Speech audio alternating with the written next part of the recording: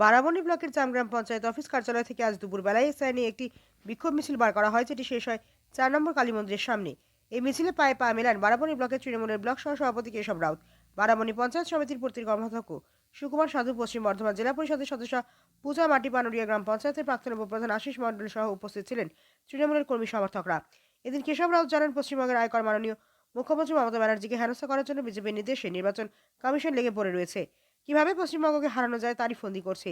SIR নামে নানা অজুহাতে তাদের লাইনে দাঁড় করিয়ে সাধারণ ভোটারদের অসুবিধায় ফেলা হচ্ছে। তবে পশ্চিমবঙ্গের মানুষ জানে, মাননীয় মুখ্যমন্ত্রী মমতা ব্যানার্জি যেভাবে সাধারণ মানুষের পাশে থাকে এবং যেভাবে উন্নয়ন করে চলেছে, তাদের ভোট বাক্সে এর জবাব বিজেপি ঠিক পাবে। তারা যতই আশা করুক যে পশ্চিমবঙ্গ আসবে, সেই আশা কোনোদিন সফল হবে না।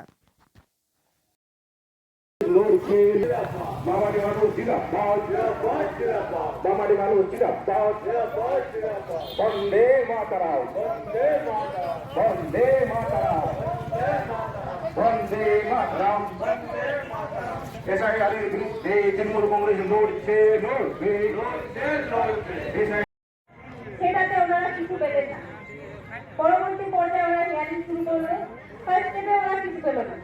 তারপরে ওরা কিভাবে ভুল বার করবে, কিভাবে ওদের ভুল বার করবে, কিভাবে মানুষকে বাদ দেবে, কারণ সেই নির্বাচনে আমাদেরকে দেখিয়ে দিতে হবে, বাংলার মানুষকে দেখিয়ে দিতে হবে যে কিভাবে আমাদের মমতা ব্যানার্জি যেমন আগেবারে 214টা সিট পেয়ে মুখ্যমন্ত্রী হয়েছিল, চতুর্থবার যেন আমাদের দলে দলকে যেভাবে ভালোবাসে, ওনারা কিন্তু এসআইআর এর নাম করে সাধারণ মানুষের নাম কিন্তু কোথাও বাদ দিতে পারেনি।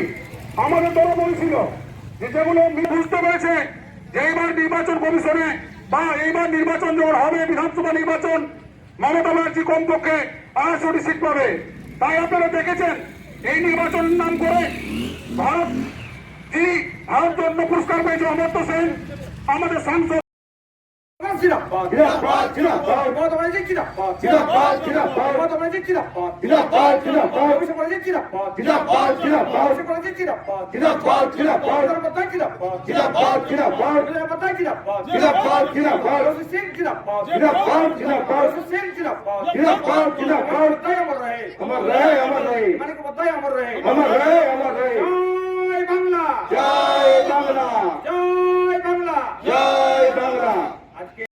সাধারণ সম্পাদক অভিষেক ব্যানার্জি একটা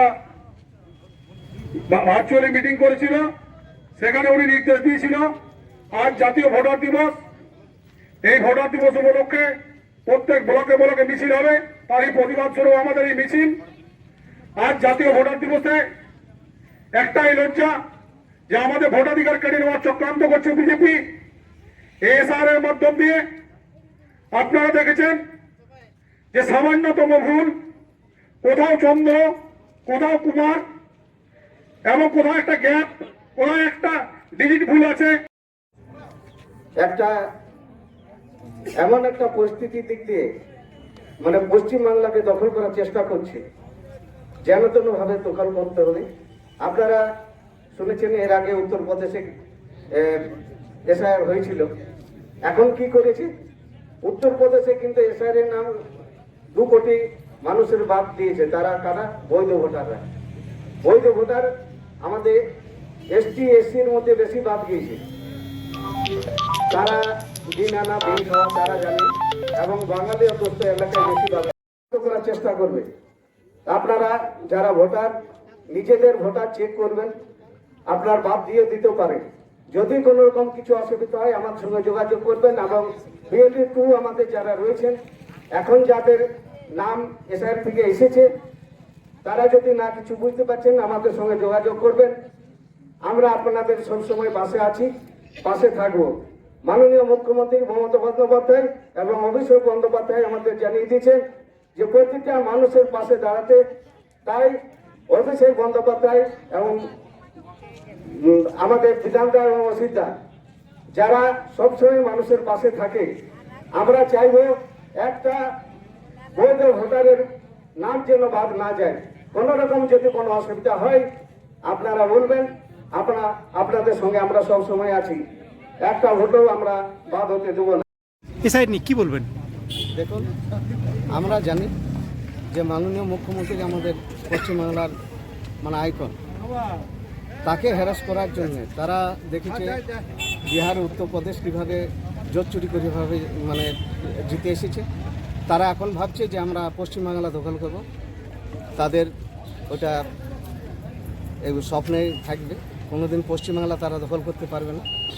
তারা জানে যে এখানে আমাদের সেনাপতি অভিষেক বন্দ্যোপাধ্যায় এবং মমতা বন্দ্যোপাধ্যায় যেভাবে পশ্চিমবাংলাকে নানা রকম উন্নয়নের দিক দিয়ে যে মানুষকে সজাগ করে রেখেছেন, তারা বহু চেষ্টা করলে এসআরের নাম করে নানা রকম ভাবে ইডি সিবিআই দিয়ে যে আমরা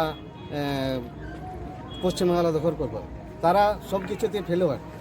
তাই এখন এসআর নিয়ে পড়েছে, এই এসআরটাও কিছু করতে পারছে না।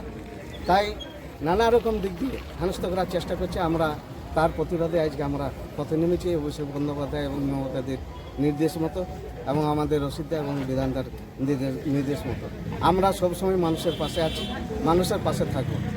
সামনে দাদা ভোট কি বার্তা দেবেন জামগ্রামের মানুষকে এবং বারাবণীকে?